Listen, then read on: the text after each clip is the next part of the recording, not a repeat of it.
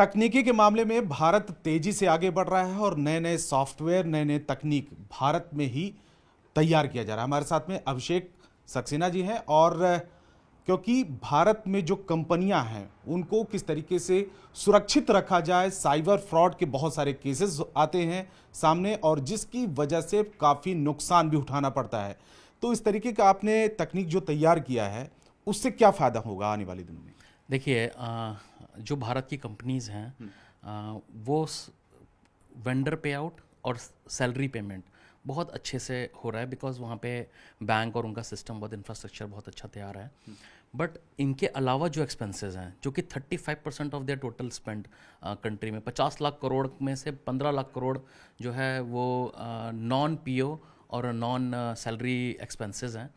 ये एक्सपेंसेस आज किसी का कंट्रोल नहीं है। जैसे ही ये करंट अकाउंट से पैसा निकलता है, उसके बाद ये कहाँ जाता है, कैसे होता है, किसी का कोई कंट्रोल नहीं है। तो हमने वो कंट्रोल बिल्ड किया है भारत में। भारत का इंफ्रास्ट्रक्चर यूज़ करके माननीय प्रधानमंत्री मोदी जी का जो डिजिटल इंडिया का सपना और जो डिजिटल इंफ्रास्ट्रक्चर क्रिएट हुआ है उसको यूटिलाइज करके हमने ये इनोवेशन किया है भारत में। और इससे दो फायदे होंगे। एक तो कॉर्पोरेट अपना एक्सपेंस बचाएंगे। हम 10% या उससे ज़्यादा 10% की तो हम गारंटी देते हैं कि जो उनका मंथली स्पेंड है उसको हम कम करेंगे because of the control layer और लास्ट माइल विजिबिलिटी, क्योंकि we are the India's first expense platform जो यूपीआई, रुपे और एआई के साथ आता है और जिससे लास्ट माइल तक आपको दिखेगा कि आपका पैसा कहाँ जा रहा है, किसके हाथ में है, सेफ है कि नहीं है। और आप जो वेट करते थे बिल्स आने का महीने के बाद, वो सब करने की ज़रूरत नहीं, बिकॉज आपको रियल टाइम सारी विजिबिलिटी भी मिलेगी।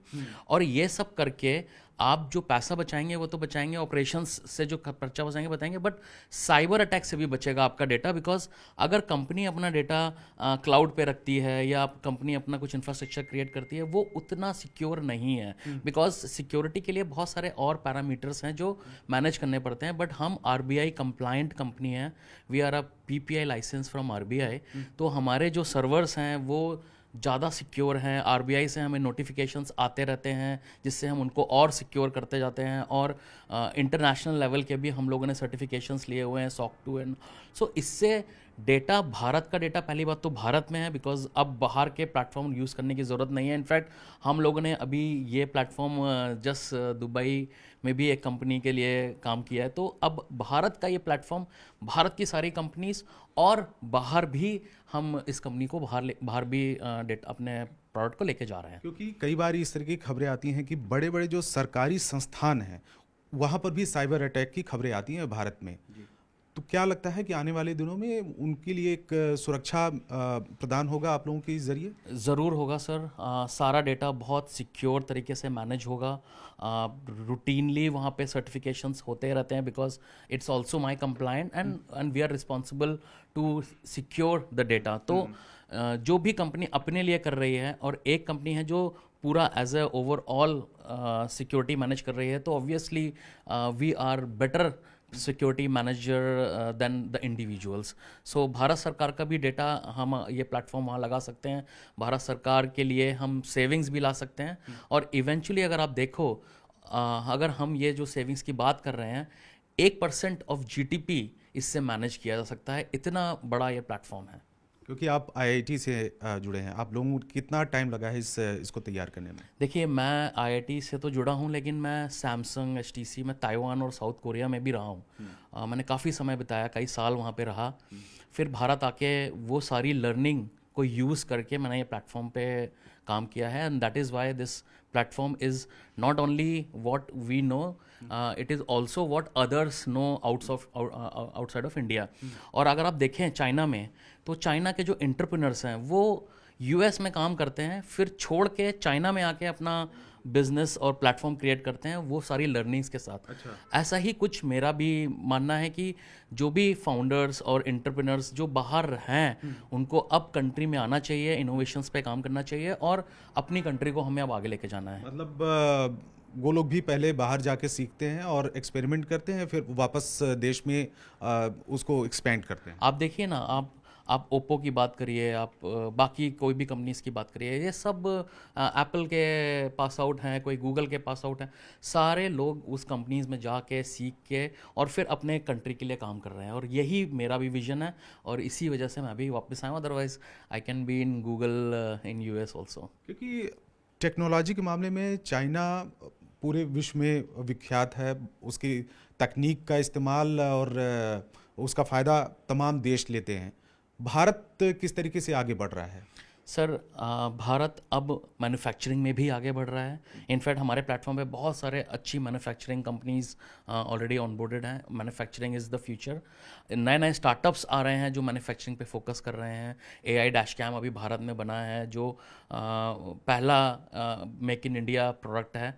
सो भारत में भी अब हार्डवेयर पे मैन्युफैक्चरिंग पे फोकस किया जा रहा है, प्लस प्लेटफॉर्म्स पे अब काम हो रहा है। अब वो दिन गए जब हम लोगों के लिए सॉफ्टवेयर लिखते थे, अब हम प्रोडक्ट्स बनाते हैं और वर्ल्ड क्लास प्रोडक्ट बनाते हैं। जो मेरा एक्सपेंस मैनेजमेंट, जो मैं अपने प्लेटफॉर्म की बात कर रहा हूँ, ये एक प्रोडक्ट है।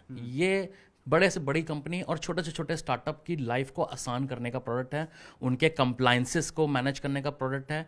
आज की डेट में GST तरह तरह के कंप्लाइंसेस हैं जिनको मैनेज करने के लिए बहुत ज़्यादा लोग मैन पावर लगाने की ज़रूरत पड़ रही है, बट एक प्लेटफॉर्म से आप ये सारी चीज़ें बहुत अच्छे से मैनेज कर सकते हैं। और ये सारी की सारी लर्निंग जो हमने प्रोडक्ट में डाली है वो भारत ही नहीं बल्कि और देशों में भी हम जाके ये टेक्नोलॉजी अपनी बेच सकते हैं। अच्छा, एक चीज़ बताइए कि जैसे तकनीक के मामले में भारत आगे बढ़ रहा है, दूसरी बात यह है कि डिजिटल मिशन जो प्रधानमंत्री नरेंद्र मोदी का है कि आप उस क्षेत्र में आगे बढ़ें और जिससे कि भारत आत्मनिर्भर हो और दूसरे देशों पर डिपेंडेंट ना हो, कितना ज़्यादा योगदान आप मानते हैं कि सरकार का रहा है? सर आज जो मैं ये कर पाया हूँ वो सिर्फ और सिर्फ इसलिए क्योंकि हमारे पास डिजिटल इंफ्रास्ट्रक्चर क्रिएटेड है। व्हेन आई से digital infrastructure, I am talking about RuPay, I am talking about UPI, FASTag, ONDC। जो ये मिशन है, ये जो डिजिटल इंफ्रास्ट्रक्चर मिशन है, इसकी वजह से इनके ऊपर हम ये पूरा प्रोडक्ट बिल्ड कर पाए हैं। सो मेरे ख्याल से अगर ये कहा जाए कि 100% योगदान इनकी वजह से ही हुआ है तो वो अतिशयोक्ति नहीं होगी। एट द सेम टाइम आपको ये भी समझना पड़ेगा कि भारत के जो कंपनीज हैं, डिजिटल पेमेंट तो बहुत हमने सक्सेसफुल कर लिया है, पर जो भारत की जो कंपनीज है वो अभी डिजिटाइज उतनी नहीं हुई हैं। वहाँ पे हमारी ये पहल है कि हर कंपनी को डिजिटाइज किया जाए, उसके ऑपरेशंस को डिजिटाइज किया जाए। उससे बहुत दो सीधे सीधे फ़ायदे हैं। एक कि उनका नुकसान बचेगा, दूसरा जो डेटा है इंडिया का वो इंडिया के काम आएगा और भारत सरकार उसमें और नए नए चीज़ें बिल्ड कर पाएगी। किस तरीके से होगा वो? जैसे ही आप इनके ऑपरेशंस को डिजिटाइज करेंगे तो इनके सारे लीकेजेस, स्पैन्स, विजिबिलिटी सब सॉल्व हो जाएगा और वहाँ से जो लर्निंग आएगी वो लर्निंग भारत के विकास के लिए अच्छी लर्निंग होगी, बिकॉज वहाँ से फिर इनसाइट्स निकल के आएंगे, कॉर्पोरेट्स के स्पेंड्स के इनसाइट्स निकल के आएंगे और वो सारे इनसाइट्स कंपनी भारत के लिए एक फ्यूल की तरह काम करेंगे। अभी भारत में और इस देश को आप तकनीक के मामले में पूरे अगर दुनिया में देखें, दूसरे देशों, चाइना है, ताइवान है, इसके अलावा अमेरिका है, जापान है, वहाँ पे भारत की पोजीशन क्या देखते हैं? सर अगर सॉफ्टवेयर की बात है तो हम इन सब से बेहतर हैं। इंडिया के सॉफ्टवेयर्स की रिस्पेक्ट सब जगह है और अब कंपनीज लाइक अस जो प्रोडक्ट भी बना रही हैं, अपना प्रोडक्ट बना रहे हैं जो ग्लोबल लेवल का प्रोडक्ट है, तो यहाँ से भारत की जो पोजीशन है वो एक सॉफ्टवेयर डेवलपर से आगे बढ़कर एक प्रोडक्ट डेवलपमेंट की तरफ जा रही है। वो चाहे सॉफ्टवेयर प्रोडक्ट हो, चाहे वो हार्डवेयर प्रोडक्ट हो या सोल्यूशनिंग हो।